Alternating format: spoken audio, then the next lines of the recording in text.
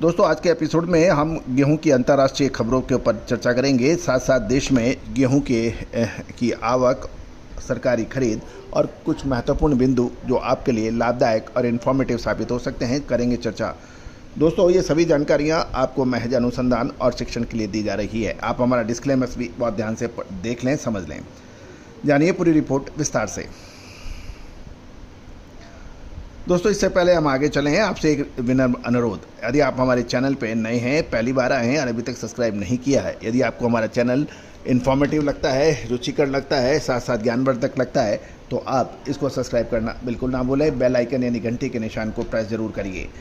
खबर निकल के आ रही है कि सीबॉट यानी शिकागो बोर्ड ऑफ ट्रेड में कल एक तरफा तेजी गेहूं में 6% देखी गई थी, लेकिन आज मंगलवार को इसमें नरमी देखी जा रही है। और कल एक तरफा 6% तेजी का प्रमुख कारण अमेरिकन विंटर फसल की कम रेटिंग और रूस में ठंड से हुए नुकसान के कारण अंतर्राष्ट्रीय बाजारों में फंड्स नेट बायर थे गेहूं के। और सीबॉट पर सबसे एक्टिव वीट कॉन्ट्रैक्ट सोमवार को 6% बढ़त के बाद 0.5% गिरकर $6.85 प्रति बुशल पर आज आ गया है।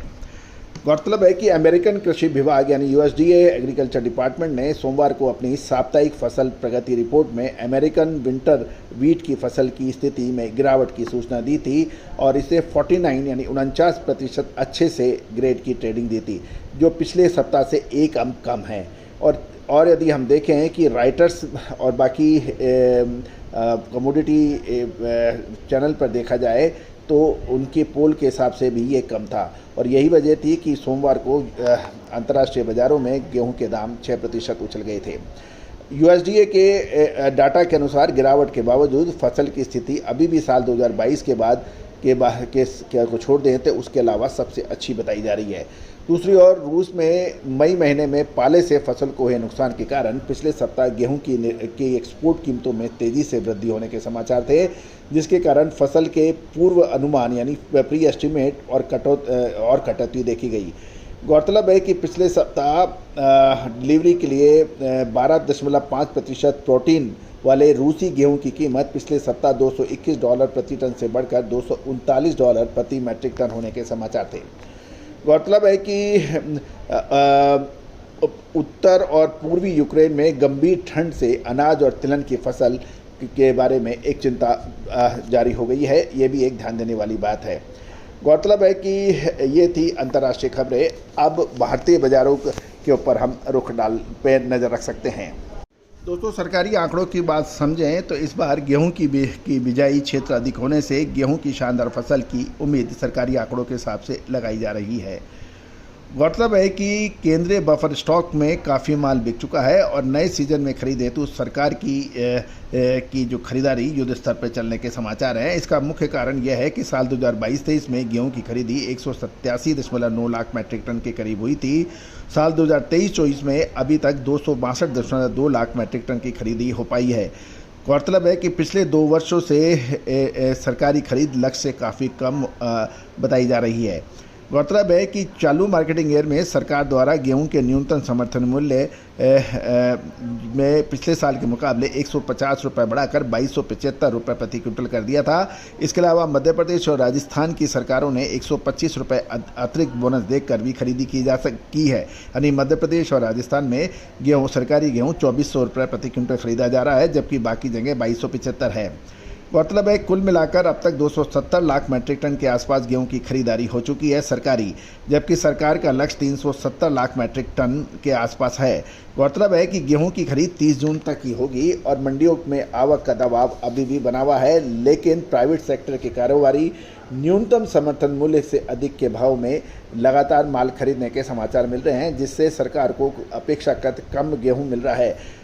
हालांकि इस बार पंजाब में गेहूं की खरीदी 125 लाख मैट्रिक टन को पार कर गई है। हरियाणा में भी 75 लाख मैट्रिक टन के आसपास गेहूं की खरीदारी हो चुकी है, मध्य प्रदेश में 2400 रुपये के बावजूद 50 लाख मैट्रिक टन के आसपास ही खरीदी हुई है, और जबकि दिल्ली एनसीआर में गेहूं की सप्लाई घट जाने का कारण पिछले 3 दिनों में लगभग 30 से 35 रुपये प्रति क्विंटल गेहूं के दाम बढ़ गए हैं।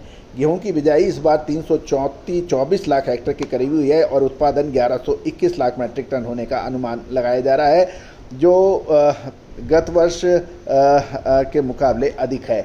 लेकिन आपको याद होगा पिछले साल भी हमने गेहूं का जो सरकारी उत्पादन का अनुमान था उससे कम का हमने आपको आंकड़े दिए थे, जो कि बाद में सही साबित हुए, और बाद में यूएसडीए की रिपोर्ट भी उसमें उसका उतना ही संख्या देखी गई।